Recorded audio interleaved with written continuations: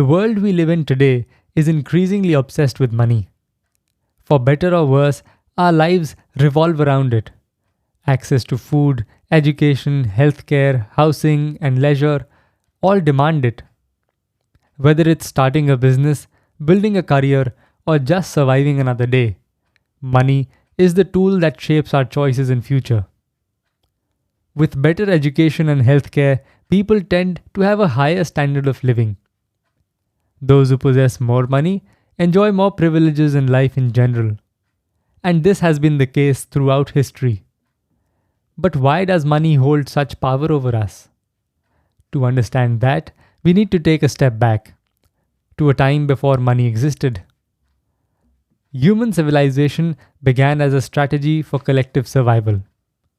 As communities formed, people naturally took on different roles. Some became farmers, some traders, carpenters, or artisans. While their roles differed, one thing remained true. We've always been dependent on each other to meet our needs. Before the concept of money, we exchanged goods and services through the barter system.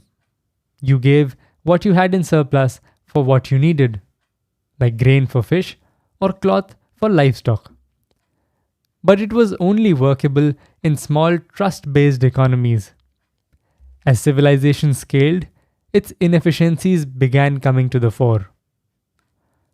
For a trade to happen, both parties had to want exactly what the other was offering. Otherwise, no deal. And even if they did, how do you split a cow to pay for a small basket of rice? You can't.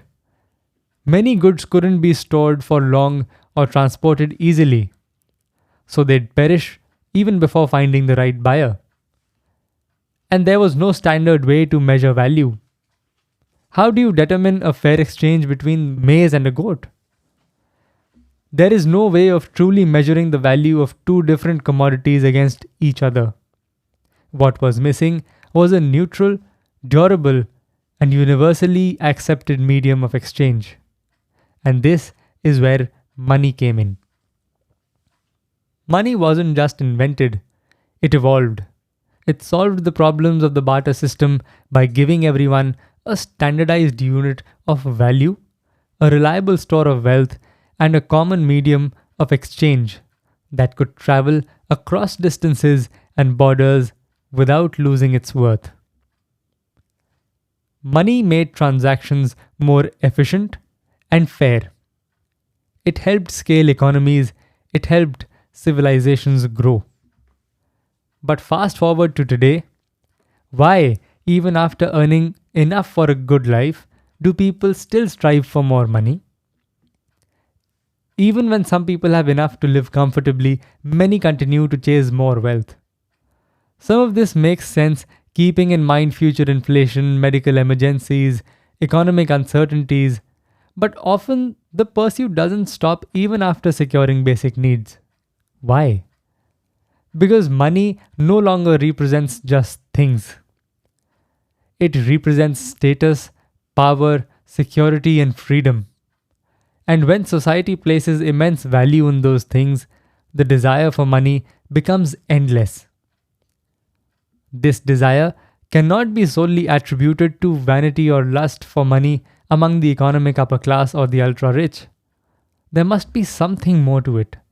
Human beings have generally learned to be cooperative. In fact, this team spirit is what has led to the survival and growth of the human race. Civilization itself is proof. Therefore, this trait of wealth accumulation, which some may perceive as selfishness, and rightly so, must have its basis in something more than the sense of security of livelihood or money lust. Let's unpack an answer to this very question. Let's be honest, money isn't the most important thing in life. It can buy anything with a price tag, but not the things that are truly priceless, like relationships, spiritual awakening, emotional maturity, empathy, humility, love, character, and the list goes on, consisting of all that's beyond materiality. So there's much more to life than money. In fact, These are things that make us human. These make us truly alive. Still, money plays a crucial role in enabling a life where such values can flourish. The purpose of money was to enable fairness in transactions. So, why has it also become a cause of inequality? Well, money itself is not the problem. Ownership and distribution of money is. To understand it, we must first understand that money is an enabling tool. It is a means of fulfillment of one's needs and desires. To understand money matters better, let's understand the economics of desire. Hop on the bus of basic economics for a minute. The fulfillment of a material desire involves a financial transaction. The magnitude of money required for the fulfillment of the same is what primarily defines the worth of a desire. Material desires in economics are basically termed as goods and services. The cost of any commodity depends on a few fundamental factors: how available its raw materials are in nature, how much it costs to produce, what technology is involved in making it, and how far it needs to travel to reach you. There are other factors such as market forces, brand value, and profit margins that further influence the cost of goods and services.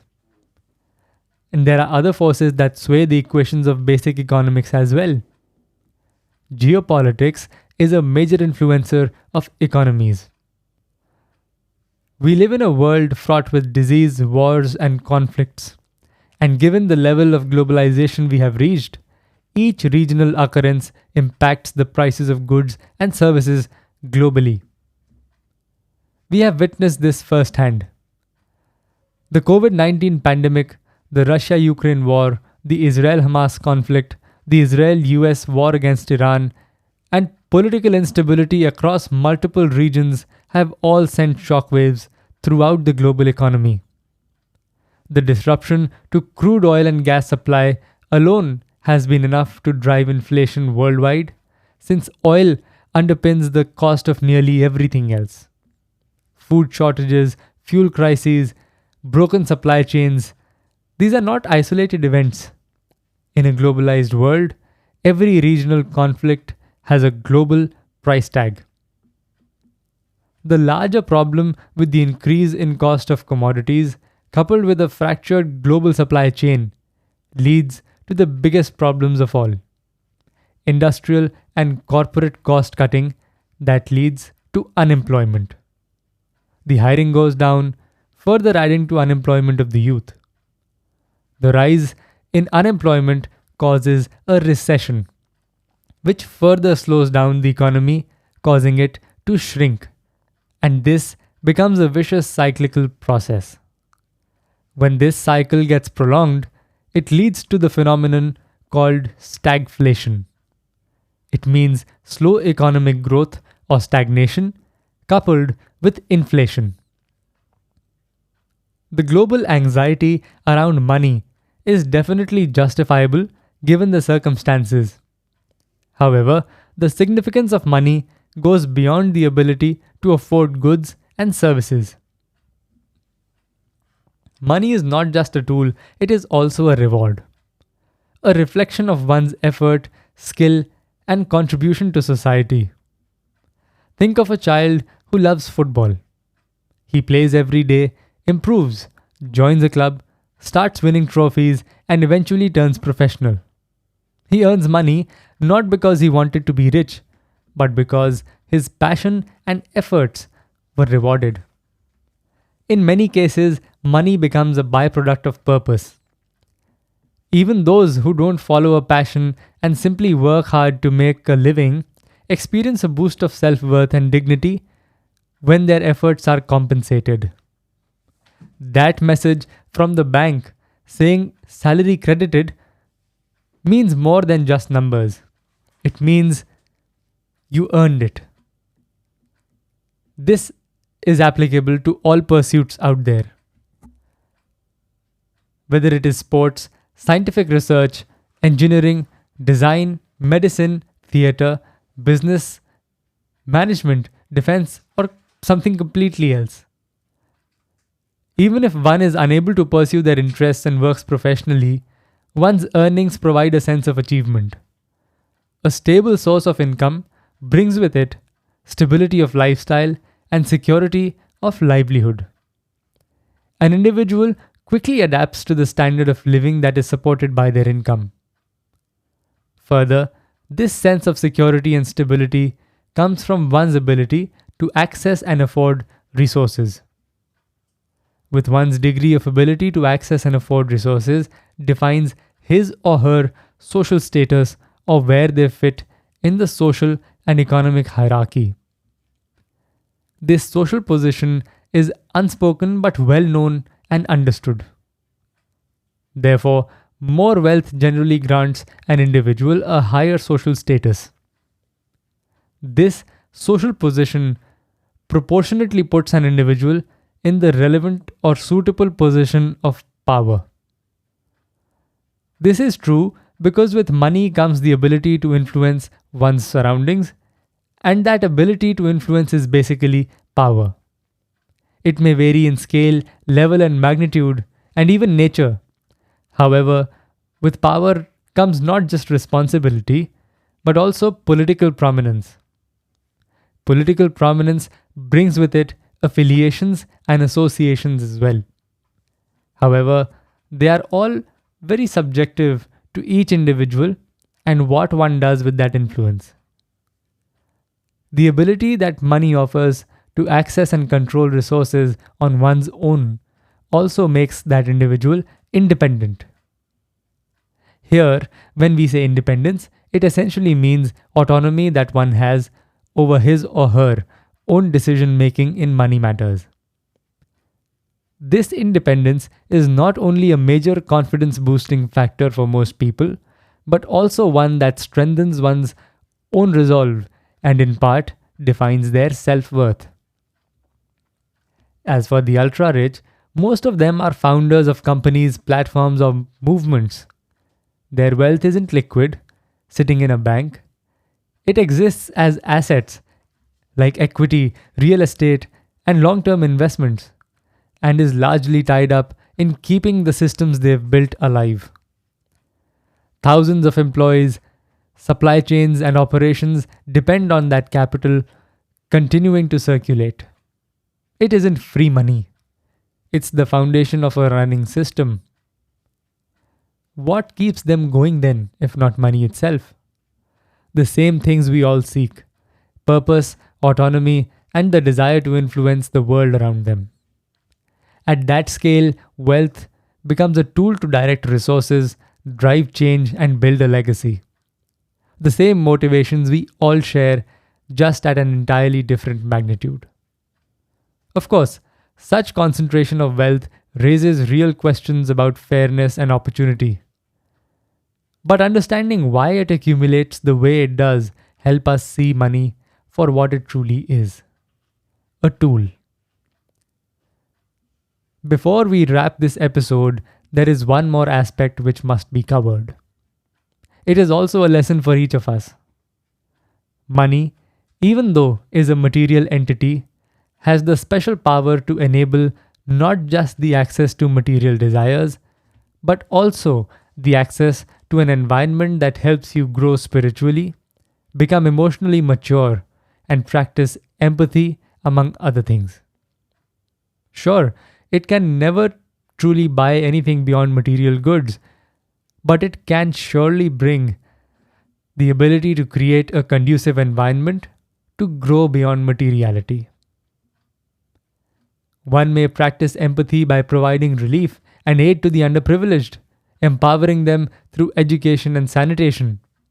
One may fund meditation or spiritual learning centers, or host events that bring people from diverse backgrounds together, building cohesion across communities.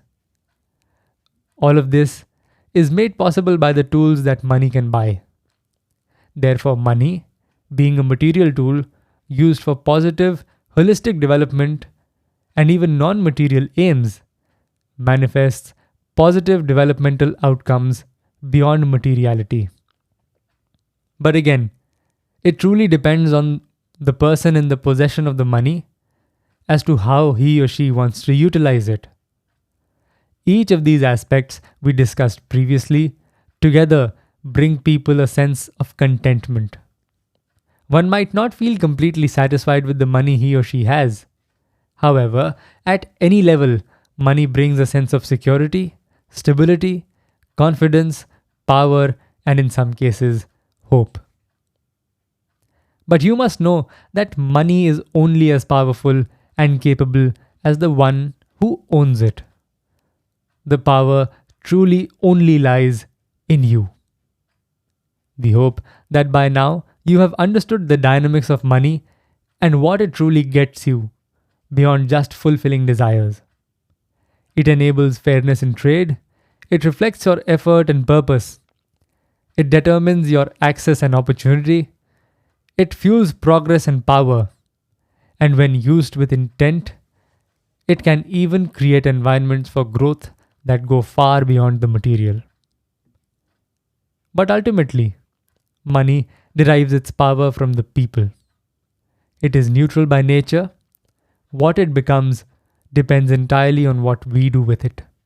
Moreover, now more than ever, financial literacy is not just a skill, it's a survival tool that must be learned and applied. This episode is the first step in that direction. If you listen to this episode carefully, you'd certainly have this one question: why do we feel the need to influence our surroundings and people around us at all? Well, we have answered this question and more in our anthropology and psychology episode titled Control, linked in the description. Do listen to it to quench your thirst for that answer and understand the impact of human behavior and instincts on human evolution and how it has shaped the world we live in today. Thank you for coming to the Economy and Finance podcast of No Man's Land.